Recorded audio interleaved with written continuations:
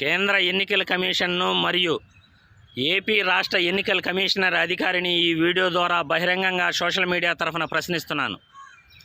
ఎందుకంటే 2024 ఎన్నికలలో మీ తరఫున తప్పులు జరిగాయి కాబట్టి, ల్యాండ్ టైటిలింగ్ చట్టంపై చంద్రబాబు నాయుడు దుష్ప్రచారం చేశాడు కాబట్టి, రైతులకు ఇన్పుట్ సబ్సిడీ పక్క రాష్ట్రం తెలంగాణలో ఇచ్చి ఏపీలో ఇవ్వడానికి మీరు నిరాకరించారు కాబట్టి, ఒక్కొక్క రాష్ట్రానికి ఒక్కొక్క రూలు ఉంటుందా?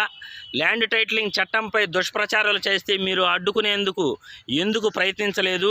కమిషన్ వేసిన తర్వాత కూడా ల్యాండ్ టైటిలింగ్ చట్టంపై దుష్ప్రచారం చేస్తుంటే చంద్రబాబును ఎందుకు నిలువరించలేకపోయారు అనే వాటిపైన కేంద్ర ఎన్నికల కమిషన్ను నేను ఈ వీడియో ద్వారా ప్రజలందరి తరఫున ప్రశ్నిస్తున్నాను. మీరు పాక్షికంగా ఒక పార్టీకి సపోర్ట్ చేశారు అనే భావన ప్రజల్లో కలుగుతుంది. మీ తప్పులను మీరు ప్రజల ముందు ఉంచాలి. మీరు ప్రజలకు క్లారిటీ ఇవ్వాలి. ల్యాండ్ టైటిలింగ్ చట్టంపై దురుద్దేశాలను ఆపాదిస్తూ 92,000 మందికి ఏపీలో రిజిస్ట్రేషన్ జరిగితే ఏ ఒక్కరికి కూడా జిరాక్స్ పత్రాలు ఇవ్వలేదు.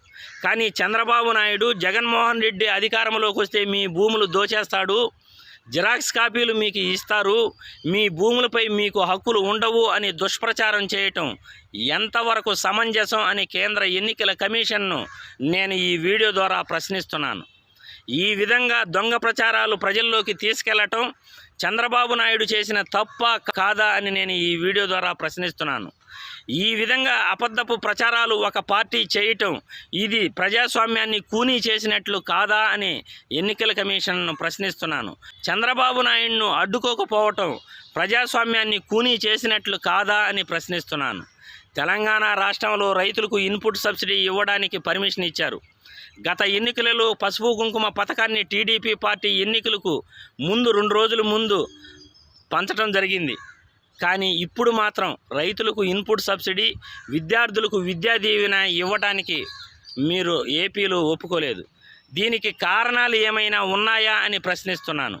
పక్క రాష్ట్రానికి ఒక రూలు, ఈ రాష్ట్రానికి ఒక రూలు మీరు పాటిస్తారా అని మిమ్మల్ని అడుగుతున్నాను. రాజ్యాంగంలో ఒక్కొక్క రాష్ట్రానికి ఒక్కొక్క రూలు ఉంటుందని ఇప్పుడే మేము తెలుసుకుంటున్నాము అని కేంద్ర ఎన్నికల కమిషన్కు ప్రజలందరి తరఫున మా గోడు వినిపిస్తున్నాము. ఎందుకు ఈ పక్షపాతం? ఎందుకు ఈ ఒక్కొక్క రాష్ట్రానికి ఒక్కొక్క రూలు? ఎందుకు దుష్ప్రచారాలు చేస్తుంటే అడ్డుకోలేకపోయారు? ఎందుకు వ్యక్తిగత విమర్శలు చేస్తుంటే మీరు అడ్డుకోలేకపోయారు? ఈ ఎన్నికలలో వ్యక్తిగత విమర్శలు ఎక్కువైపోయాయి. ఒక పార్టీ నాయకుడిని సాక్షాత్తు ముఖ్యమంత్రిపై దాడి జరిగితే కూడా మీరు అడ్డుకోలేదు. అంటే మీ యొక్క ఎన్నికల కోడ్ నిబంధనల్లో ఇదేనా అడ్మినిస్ట్రేషన్ అంటే? మీరు ఇదేనా ఒక ముఖ్యమంత్రికి రక్షణ కల్పించడం అంటే? మీరు ప్రజలందరికీ కూడా వీటిపై సమాధానం చెప్పాలి. వ్యక్తిగత దూషణలతో సాక్షాత్తు ముఖ్యమంత్రిని సైకో అని, రౌడీ అని నోటికి ఇష్టం వచ్చింది మాట్లాడుతూ మీ అమ్మమ్మ మొగుడిచ్చాడా, మీ అమ్మ మొగుడిచ్చాడా అని చంద్రబాబు సాక్షాత్తు ఘోరమైన పదాలు వాడాడు. ఇటువంటి మాటలు మాట్లాడటం, వ్యక్తిగత విమర్శలు చేయటం తప్పునా కాదా అని మిమ్మల్ని ప్రశ్నిస్తున్నాను. మొత్తానికి ఎన్నికల కమిషన్ ప్రజాస్వామ్యాన్ని కూనీ చేసింది అని ప్రజలందరి తరఫున కూడా నేను చెప్తున్నాను. దీనికి మీరు సమాధానం చెప్పాలి. రేపు 13వ తేదీ ఎన్నికలు జరగనున్నాయి.